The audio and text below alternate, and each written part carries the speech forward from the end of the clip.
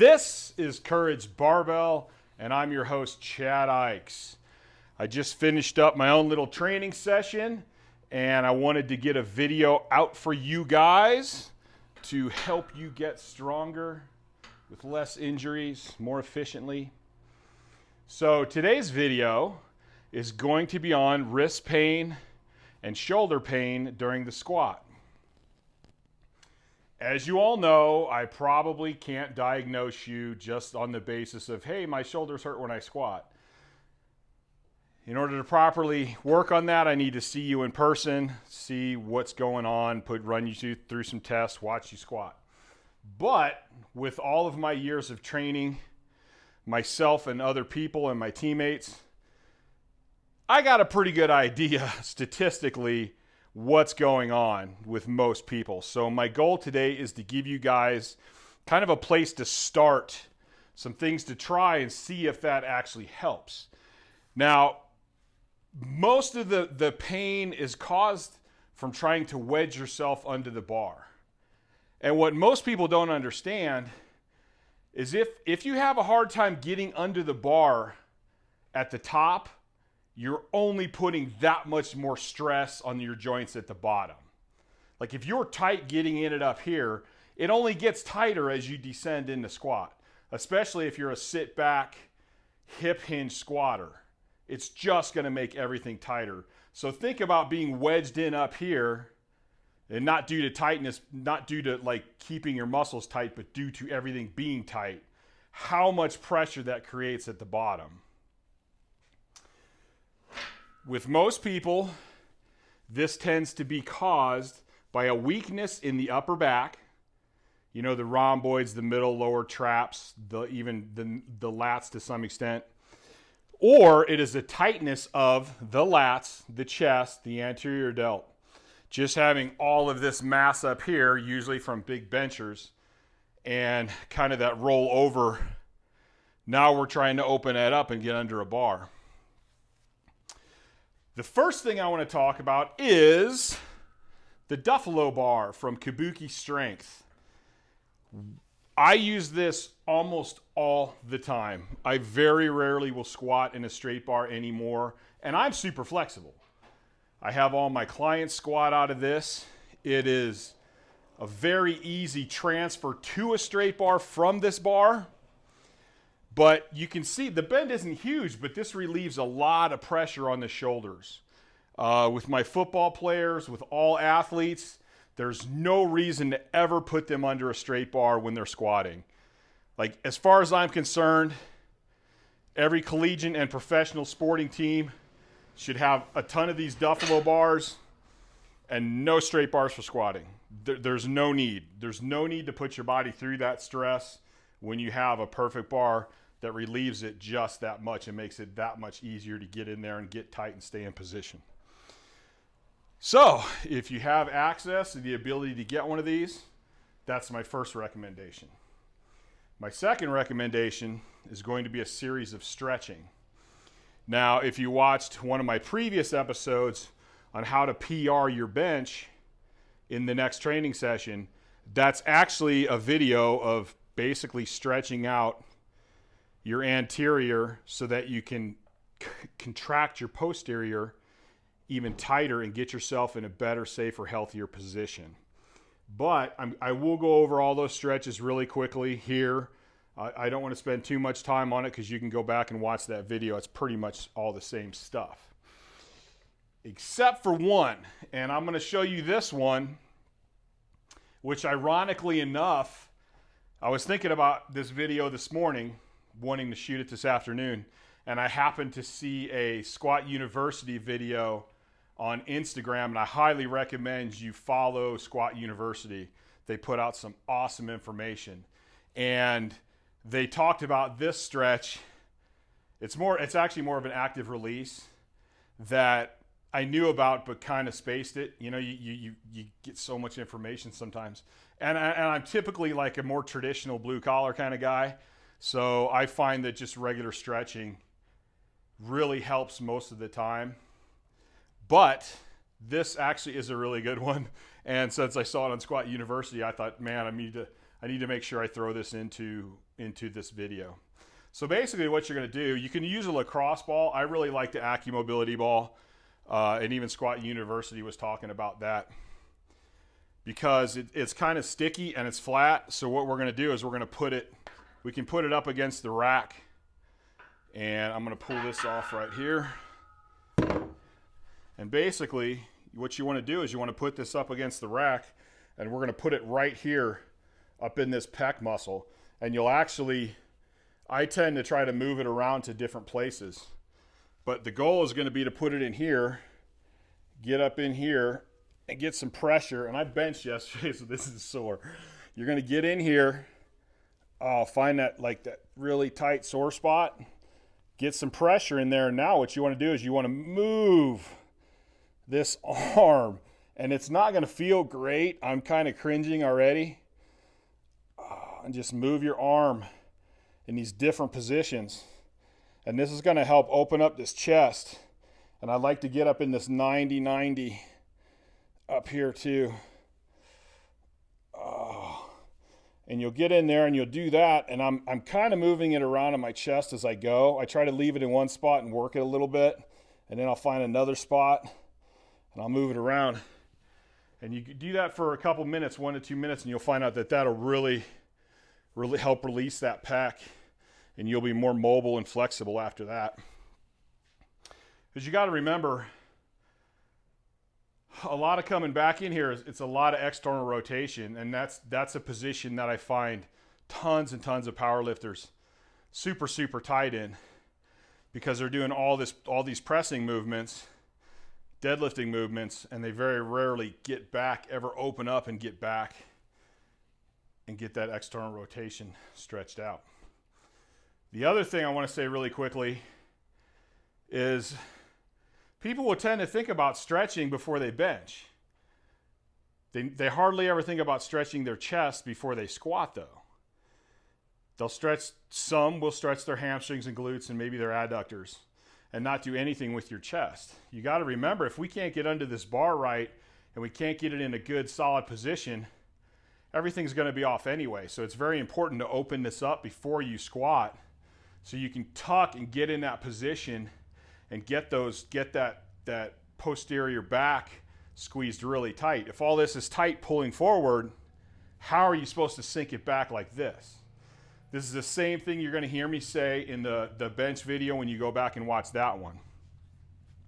Now, the next one is going to be just a very simple chest stretch, which I think I can do in here. Actually, I'll step out. This one, all you're doing, I prefer to do it with a band. You can do it with a piece of PVC, a dowel, a towel, almost anything. But I like a band just because I like the way it stretches. This is how much I like you guys. I'm sore as shit from benching yesterday. This is gonna suck. Oh yeah. But I probably need to be doing it anyway. What I'll do is I'll go back, and this is where I initially start to feel the stretch. So what I'm going to do is I'm going to hold it for a little bit, then I'm going to go down, and I'm going to hold it for a little bit. I'm going to go down and hold it for a little bit. Whoo, I'm tight. Go down and hold it, and I'm going to speed it up here, and I'm going to go all the way down to the bottom. And then I'm going to slowly work my way back up. Normally stopping a little bit at each section, but I'm speeding it up for you guys. This is actually one of my favorite stretches.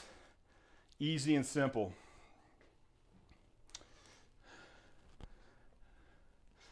The next stretch I'm going to show you is with pivots.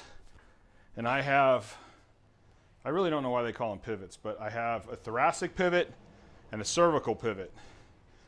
And the goal is to put this right behind my shoulder blades, and then I'll rest my head on this one. These are actually kind of expensive for just being vinyl and foam. So the poor man's way to do it is to take a towel and roll it up. You want it a foot, 14 inches long, something like that. And you want it to be rolled up, what is that, 3 to 4 inches? Because the towel's going to squish once you lay on it, and you're going to put it again between those two scapula, and then we're going to get up in the 90-90 position, And we're just going to lay on it, and we're just going to relax on it. So I'm going to do a little cut, move the camera, and show you that one. All right, so all I'm going to do is I'm going to set these two pivots down right here. I'm going to go down on the ground.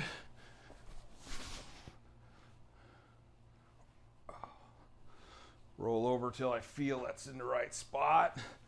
Then I'm going to grab the cervical one, try to tuck my chin down. Then I'm going to come in here in the 90-90 position. And this is a good chance to practice your belly breathing.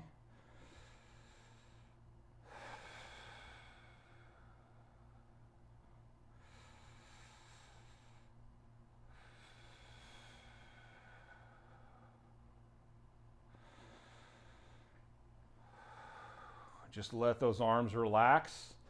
If you're super tight, you can actually hold a couple of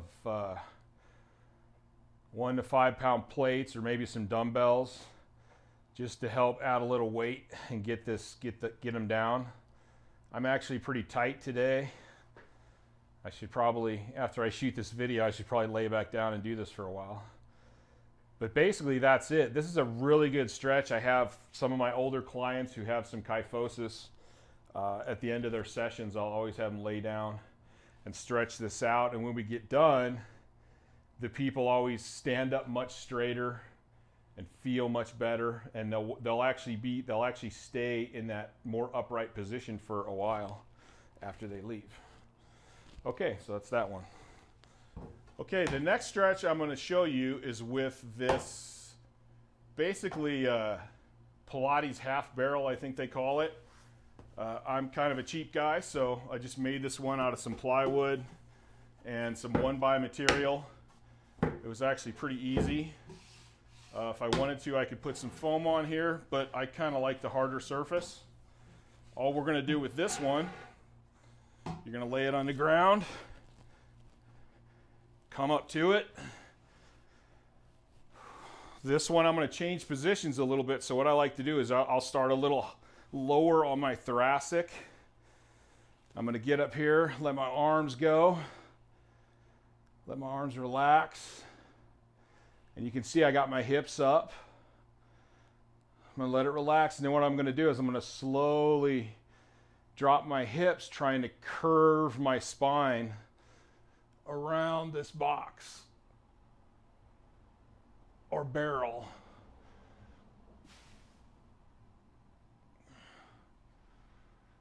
And then what I'll do is I'll come here and I'll slide down a little bit, moving the barrel up on my thoracic. And I'll come stretch it out again, bring my hips up, let it stretch out again, and then slowly lower my spine around the barrel. Now I'm speeding this up for you guys. This normally will take me, I'll be on this barrel for 2 or 3 minutes at least. And I'll come up again and I'll go a little lower or a little higher up on my thoracic. Doesn't really matter. Start high, start low, start in the middle, just so you're trying to cover it all. And if I find there was a position I thought was tighter, or I don't feel like it needs a little more, I'll go back to that position. Oh, just let it stretch.